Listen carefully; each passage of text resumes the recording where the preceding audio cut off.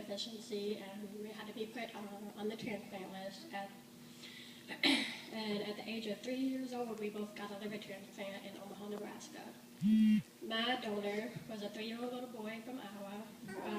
We never got to meet him or his family, but maybe one day God will lead both families together so that I can meet him, his family.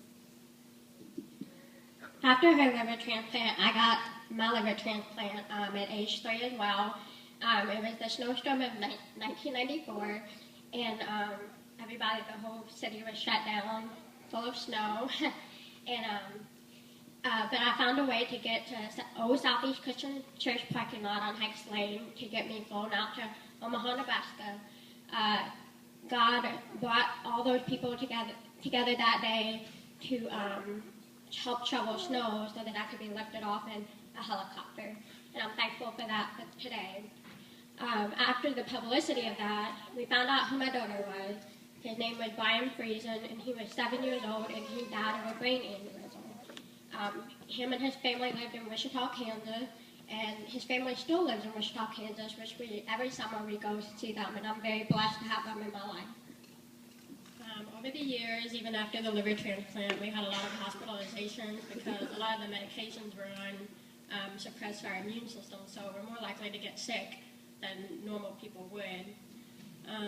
One of the anti-rejection drugs medicines we were on caused kidney damage over a certain time period. In January of 2011, I got really sick. I was in the hospital for a month, and my kidneys were shutting down, and they put me on the transplant list. My best friend, Crystal, came up to me.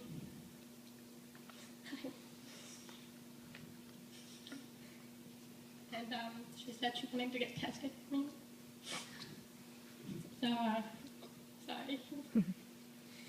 Before her test results came back, I got a call on June 4th of 2011 at 3 o'clock in the morning saying that they had a kidney for me.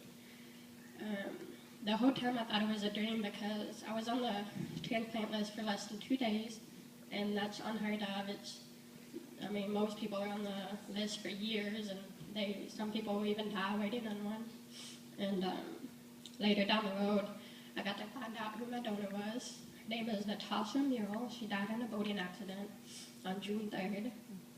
And I've gotten to meet her family, her mom, Donna, and her boys, and gotten to learn and know her family and learn more about Natasha.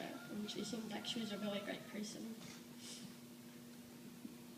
It was not long after Ashley's kidney transplant that I was in and out of the hospital because my kidneys were, failing, and they were completely gone as well. The summer of 2011, June, July, and August, I was in the hospital on and off because of my kidney. And that's when Crystal, since she didn't get to give one to Ashley, she decided to give one to me. And she got tested for me. They never thought that I would find a match for me because I had a bunch of blood transfusions when I was younger, and there were a lot that I had to have. And so she thought that since we were the same blood type, that we would be a perfect match. And the test results came back, and we were. And on November the 1st, we went in, and she gave me her kidney, and we're both doing fine right now.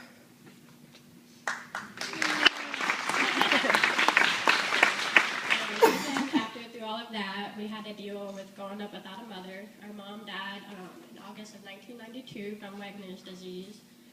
It was hard growing up without a mother, and it's still hard, going through every day without her.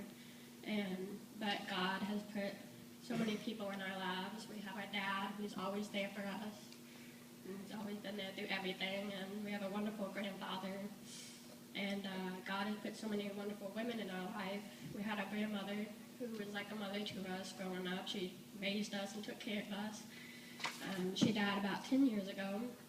But one of my good friends, her mom, Susan Whalen, has always been there for us no matter what. And Michelle has her donor mom, Becky. And now I have my donor mom, Donna. And God has He's saved our lives numerous times, and He's put so many wonderful people in our lives. And now He's led us to a great church. I want to tell you real quick how we got here.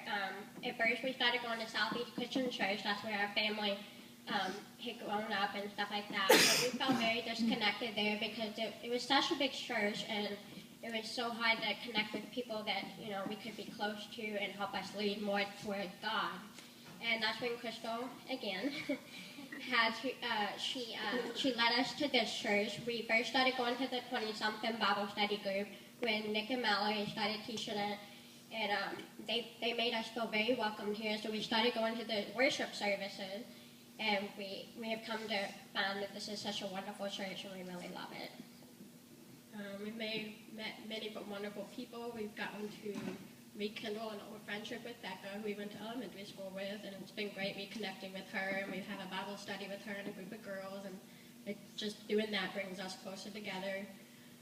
We've also made many new friends, such as Emily and Katie and Allison and so many more of you all. You all have made such an impact in our lives, and it's such an honor and a blessing to be a part of this church family, and we love you all. We have two verses we want to share with you all. Mine is John 15:13, and it's, "There's no greater love than to give up one's life for one's friend." And that's my favorite verse because of Crystal and what she did for the both of us, actually. The Bible verse I'm going to leave you with is Hebrews 13:5, which Buddy mentioned a couple weeks ago in one of his sermons. God says, "I will never leave you, nor will I forsake you." And that means a lot with everything we've been through, that God was always there. He never left us for a second, and He's never going to leave us. And just know that even if you're going through a difficult time, know that God is always there for you, and He's never going to leave you. Thank you for listening to us, and have a good day.